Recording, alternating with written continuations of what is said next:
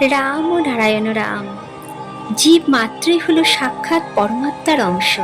সেই জন্য যতদিন জীব নিজ অংশী পরমাত্মার আশ্রয় গ্রহণ না করবে, ততদিন অন্যের আশ্রয় নিয়ে পরাধীন হয়ে থাকবে এবং দুঃখ পেতে থাকবে। যতদিন মানুষ ভগবানের আশ্রয় গ্রহণ না করবে, ততদিন অন্য কোনো আশ্রয় টিকে থাকবে না এবং সে দুঃখ পেতেই থাকবে।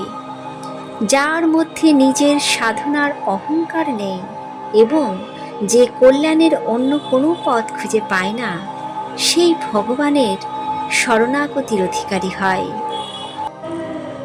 বেদের সার হলো উপনিষদ, উপনিষদের সার হলো গীতা এবং গীতার সার হলো ভগবানের শরণাগতি।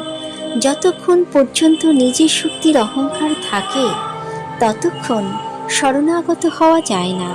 রাম ও নারায়ণ রাম।